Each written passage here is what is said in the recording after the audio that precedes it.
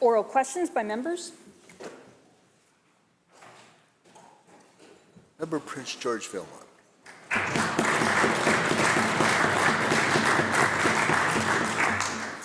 Well, yesterday we learned that Vancouver-based Teck Resources cancelled their $20 billion Frontier Mine project, saying that they could see no constructive path forward for this project.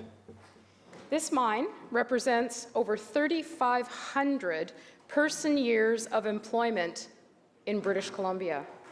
These are well-paying, family-supporting jobs in places like North Vancouver that vanished overnight. But the Parliamentary Secretary for TransLink celebrated this collapse, and I quote, "the turning point we desperately need," end quote. To the Premier, a simple question: does this reflect the view of his government? Premier. Thank you, Honourable Speaker.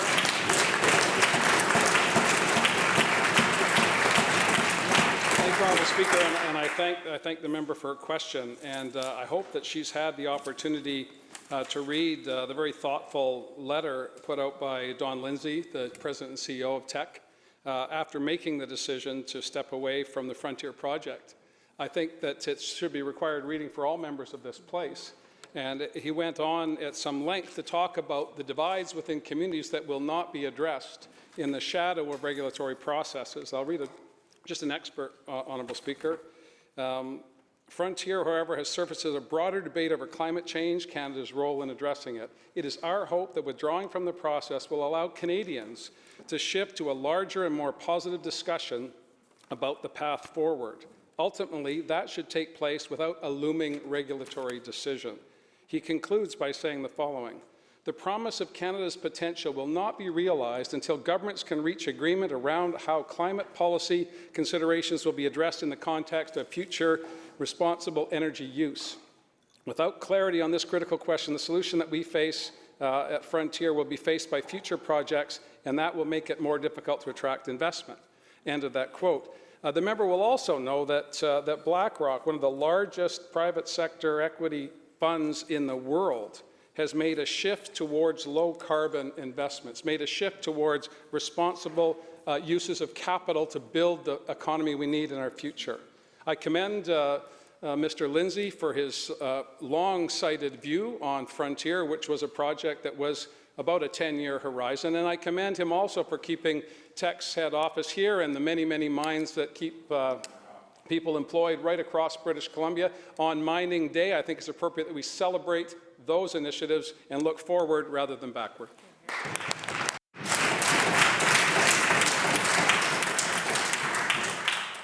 Member Prince George Vilmont on a supplemental. Well, thank you very much, and I appreciate the Premier's response.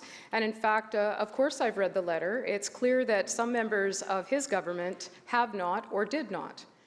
To celebrate the demise of the potential of 3,500 person-hours of employment in British Columbia is irresponsible from our perspective. That's not the first time. There are 10,000 jobs in British Columbia in oil and gas development. 10,000 jobs. So it's not the first time the Parliamentary Secretary has attacked these family-supporting jobs. On November the 28th, 2019, she said, and I quote, "We need to escape the systemic clutches of oil and gas," end quote. That is exactly the view of the US-based Stand.Earth organization, who are today hiring a senior oil and gas campaigner to do what? To stop oil and gas development in British Columbia. Do the views of the Parliamentary Secretary and of Stand.Earth reflect the views of this government? Premier. Thank you, Honourable Speaker. And the member for Prince George has known me for a long, long time, and she knows full well that that does not reflect the views of me or this government. She will also know that it was the NDP government of the 1990s that created the Oil and Gas Commission, which allowed the proliferation of jobs in the region. And she will also know that it was an NDP government that put in place a flexible, competitive arrangement with the LNG sector so that we could land the first final investment decision in BC history, a $40 billion investment that is proceeding as we speak.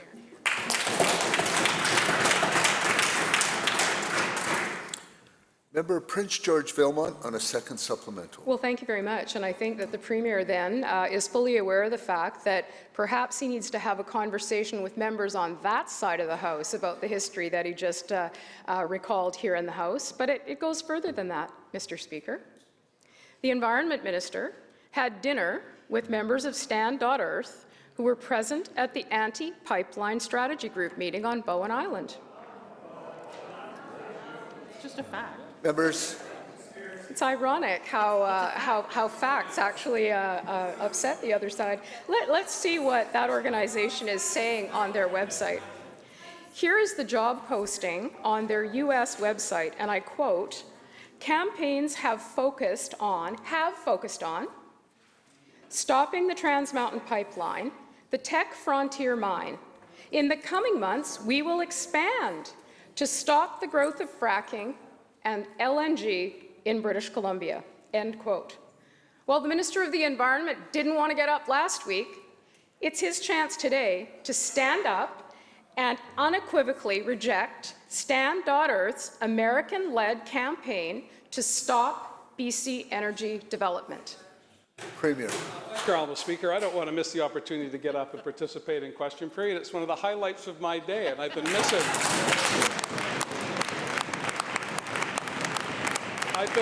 Honourable Speaker, the cut and thrust, the back and forth about the policy ideas and the challenges of the 21st century. How can we make life better for British Columbians? According to Liberals, Honourable Speaker, don't tweet your thoughts and don't have dinner with anybody that hasn't been approved by the Politburo on that side of the floor.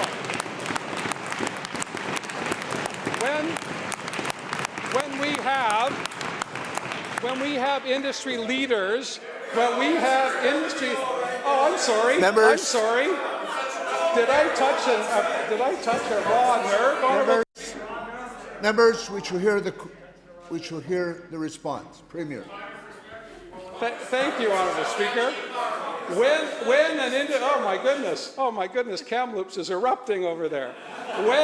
When an industry leader of the stature of Don Lindsay reflects on all of us taking a pause and looking forward, how do we bring the new generation, oftentimes reflected and represented by the member for North Vancouver Lonsdale, how do we bring the new generation into sync with the old generation? How do we all move together collectively? We address climate action by having the most aggressive climate plan in North America, right here in British Columbia. We sit down with industry leaders and find a way forward so companies like BlackRock can invest in British Columbia because we have a plan to address climate over the long term. And most importantly, Honourable Speaker, and I thought everyone in this House was with us on this, but I guess they're not, addressing reconciliation and ensuring that we recognize Indigenous peoples was something that we all embraced just a few months ago. I don't know what happened. You seem to be backsliding a bit, Honourable Speaker.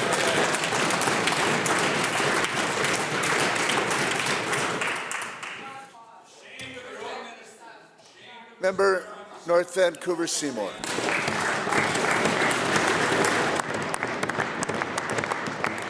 Thank you, Mr. Speaker. It has been now 3 weeks since the blockades to paralyze our economy started. There are vessels sitting today empty on the BC South Coast as ships await cargo from the Port of Vancouver. Local exporters are unable to move their products to their global customers, and this is an unprecedented hit to BC businesses and BC families and BC jobs. In North Vancouver, Teck Resources has shut down its Neptune shipping terminal for 5 months, impacting hundreds of jobs, many of them on the North Shore. So to the Jobs Minister, what specific steps has she taken to address these very real economic impacts?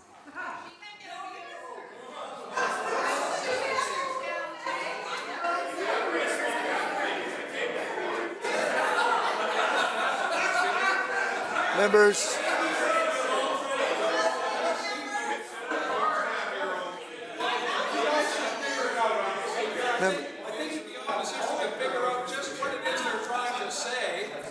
might be coherent to the people of British Columbia. With respect to the member's question, I can say that over the past 7 days, I've been in intense discussions with premiers across the country, the most significant blockades, of course, being in Ontario and Quebec, that are having an impact on the Port of Vancouver and vessels that are now harboured all the way out through the Strait of Juan de Fuca. We're working with the Prime Minister, we're working with the federal government to make sure there's a way forward. As I understand it, as recently as last evening, the major blockade at Kanesatake has been coming down. Freight will start to move, ports will open up, and again, sticking your head in the sand and pretending the problems that led to these impasses will somehow go away is the wrong approach by that side of the House.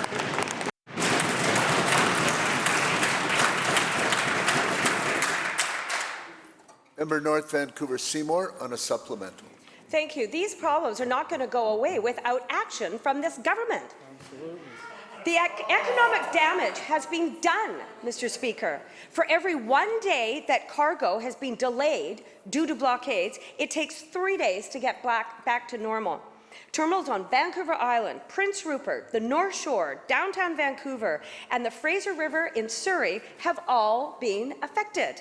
Over $2 million in wages have already been lost in Prince Rupert alone, and there's only 13,000 people that actually live there. What is the Jobs Minister's plan for workers affected by the economic chaos caused by these protests? Premier. Thank you, Honourable Speaker. And again, I thank the member for her newfound concern about shipping industries and the impacts on the economy here in British Columbia and right across the country. These are national challenges, Honourable Speaker. These are national challenges. And what we've seen at the national level is an unprecedented coming together of people from different political perspectives that have different needs in their various communities with one purpose in mind: open up the economy. Continue dialogue, not throw everything out, not the baby out with the bathwater, which would be the BC Liberal approach. It's getting a little bit difficult. We should stop now and put our hands up. Quite the contrary, Honourable Speaker. We need to work together for a way forward, united across the country. It's a shame we can't be united in this House.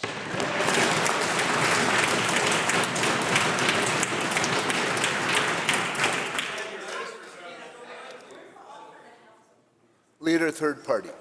Thank you, Mr. Speaker. 2 weeks ago, the government released its economic framework that supposedly provides an organizing framework for the work of this government. In the section in investments in technology and innovation, it states that the government, quote, will contribute more than $700 million to technology programming, including in technology-focused educational programs, tax credits programming for technology companies, incubator and accelerator programs delivered by Innovate BC, by the Innovate BC Crown Corporation, technology-focused procurement opportunities, and the development of innovation clusters, end quote. My question is to the Minister of Jobs, Economic Development and Competitiveness. Does this $700 million in technology programming include the BC incentive, Film Incentive BC tax credit, the Production Services tax credit, and the Interactive Digital Media tax credit? Members.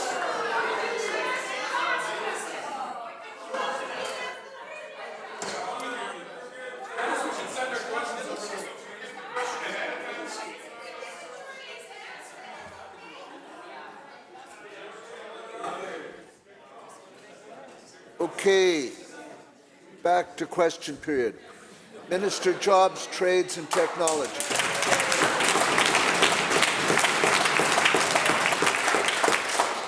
Thank you very much, Honourable Speaker, and thank you to the member for his question. I know he, his colleague, as well as the independent member for Oak Bay Gordon Head, have a deep passion for innovation and technology and all the opportunities that it brings British Columbia, but not just British Columbia, but opportunities in terms of a global perspective and what we're able to offer the world, particularly when we talk about our clean tech sector, but also, Honourable Speaker, let me add in terms of our medical technology sector. I was able to tour several businesses on Friday, one of them being Meta Optima, and the work that they're doing in Vancouver around drone technology and diagnostics for dermatology and dermatological illnesses, Honourable Speaker. It's really amazing to see the work that British Columbians are doing and what they're offering the world, and I'm very proud to be involved in what they're doing as the minister responsible for technology. In terms of the member's question, the incentives and the work that we're doing as government to support this industry and what it's able to do is very numerous. And he mentioned the digital media tax credit. That is something that we are very proud of. It's one of a number of tax credits, and that tax credit in particular, Honourable Speaker, in Budget 2020, we've increased it from $55 million to $70 million to support businesses, small and large tech businesses all around the province. Leader, third party on a supplemental.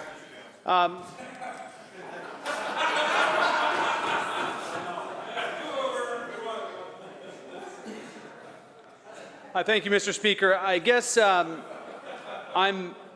troubled by the vagueness to the answer. The question was provided in advance because we're looking for a very specific. We're looking for a very specific answer to this. I asked the minister if, in the $700 million number that's given in the economic framework, the government's own economic framework, if the film incentive BC tax credit, the production services tax credit, and the interactive digital media tax credit were included in that. I asked specifically because in our reading of the budget, it looks as if $637 million is what those equal to, so leaving the remainder of that to be the actual investment. So I'm wondering if the minister can answer the question, does the $700 million in the technology programming include those 3 tax credits which I've outlined now twice? Minister of Jobs, Trades and Technology. Thank you very much, Honourable Speaker. Members, if you could at least wait till the minister opens her mouth. That would be nice, Honourable Speaker. It's such an honour just to stand up and get heckled. Really it is, Honourable Speaker.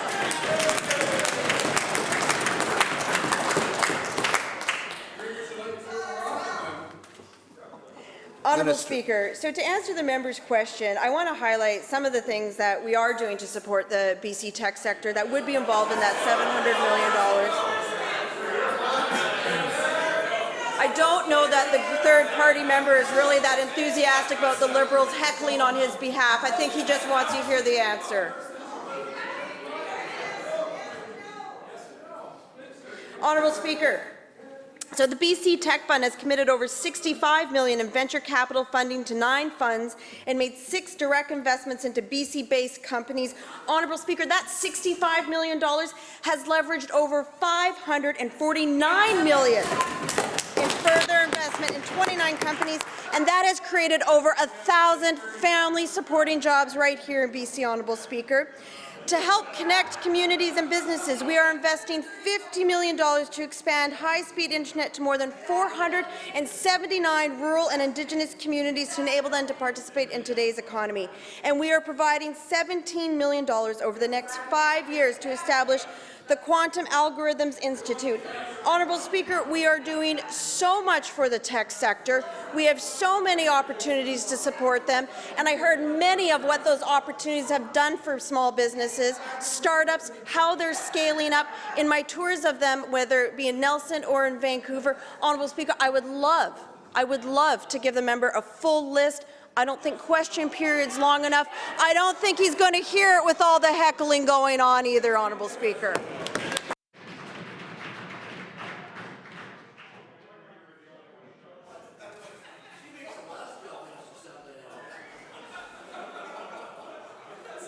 Members,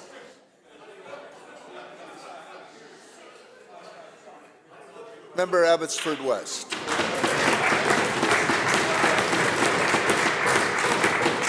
Mr. Speaker, my question is for the Minister of Agriculture.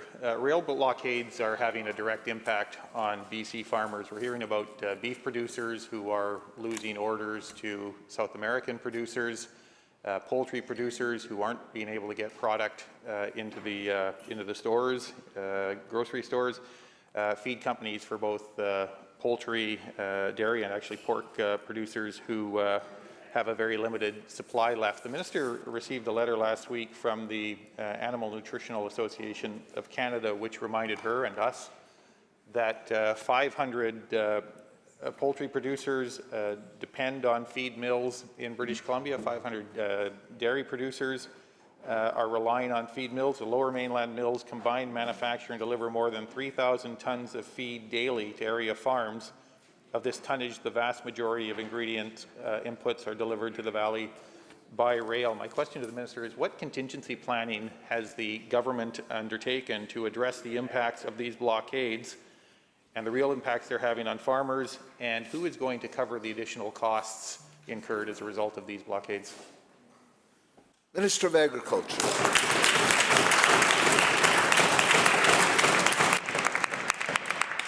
Thank you, Mr. Speaker, and thank you for the question. It's a very important question. We are keeping in contact with our stakeholders around the province to keep on top of which suppliers and which producers may be coming into a difficult situation due to the stalling of goods being delivered. We are in constant conversations, and we are hopeful that we will see the flow of goods start to happen soon. But I can tell the member that we are in constant contact with not just our farmers and our feed producers and suppliers, but also our processors. And one conversation that we've been in contact with since the beginning is one of our chicken processors. And so we have managed to find an alternative route to get chicken through to customers, but those are conversations that we hope we'll have less of in the next coming weeks. Member Abbotsford West on a supplemental. Thanks, Honourable Speaker. I was hoping that the minister could relate to the House a broader contingency plan, given the vulnerability that agri-food producers are experiencing at this given time with these blockades. The sad irony is that the feed mills want to use BC product to produce the feed that our producers require, and they can't get it.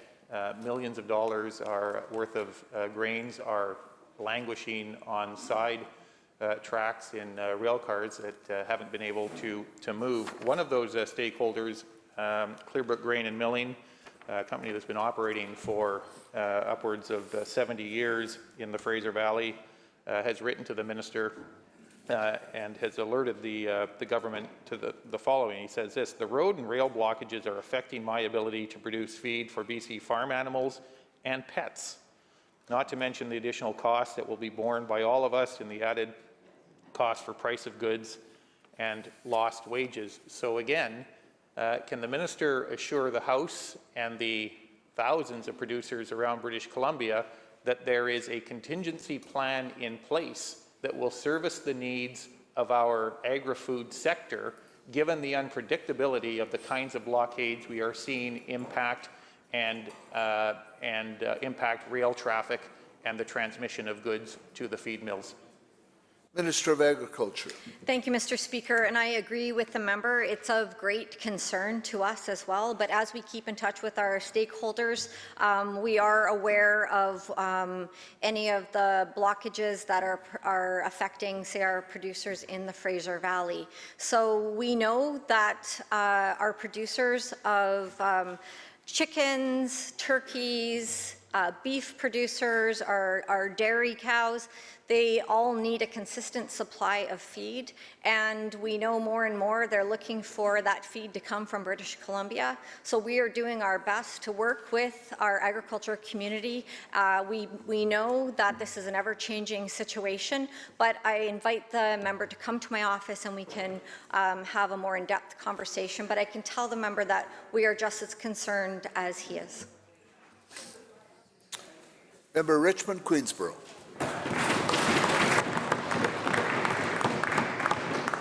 Thank you, Mr. Speaker. It's not just the illegal blockades that are causing damage to our provincial economy. Coronavirus is having an immense impact on the entire world economy, and as a small jurisdiction that is dependent on trade to sustain the economy, British Columbia is vulnerable. We are already seeing layoffs and major interruptions to the import and export of goods here in British Columbia. Can the Minister of State for Trade tell us what steps the provincial government has taken to mitigate the impact on trade?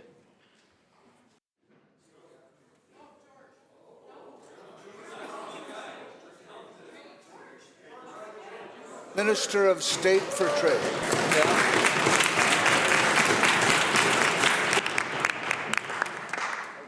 We are continuing diversifying our trade, and we're exploring other trade. We are changing our ways of trade in terms of the Trade Investment Office. We're going to be relocating them in our Canadian embassies and our consulate. This will serve us better as we expand into other trade agreements, such as the CPTPP, for example. So we're working hard in terms of diversifying our trade with Europe, with Korea, and now with the new CPTPP.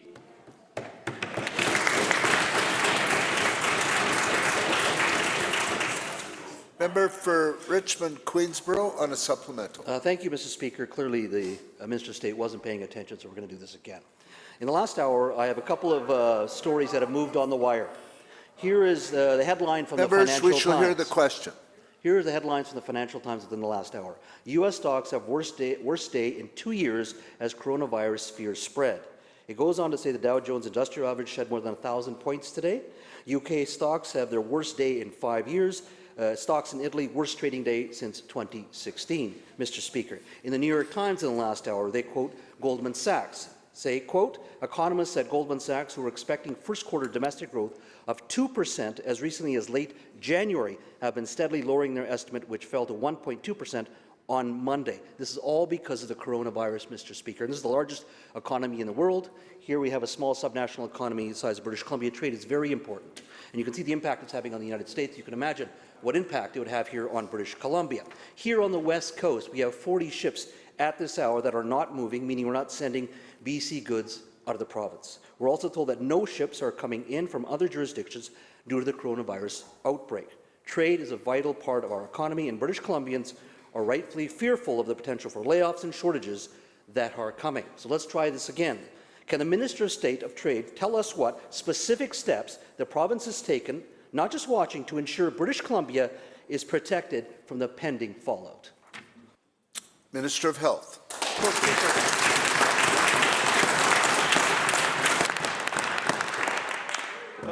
I think principally, and I know there's a desire to heckle in these exchanges, but we take these issues.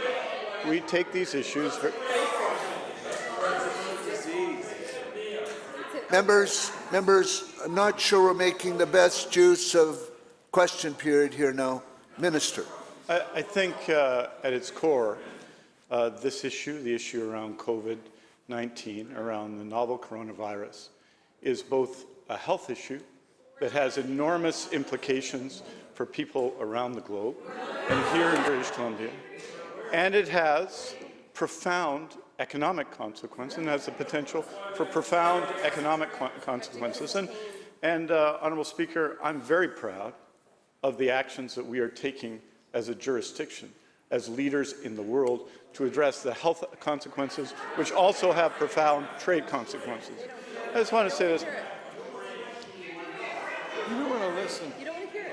No, just wait, Minister. Members, we are using up valuable answer time here. They don't want to listen to the answer. They don't want to listen to the answer. Minister. Well, Honourable Speaker, the opposition can tell jokes, but I think that this is a serious matter that British Columbians take seriously. People from all communities.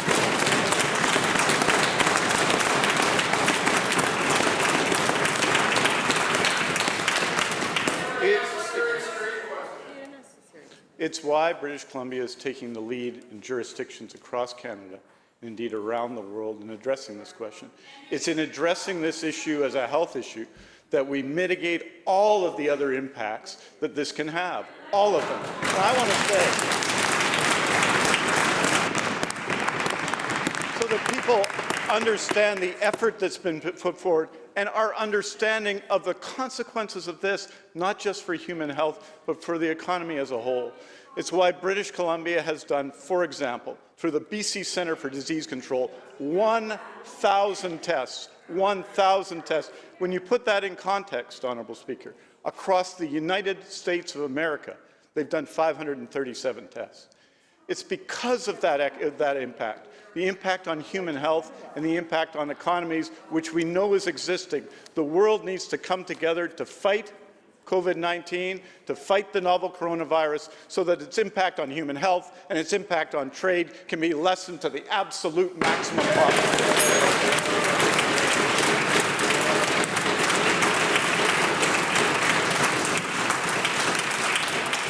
The bill ends question period.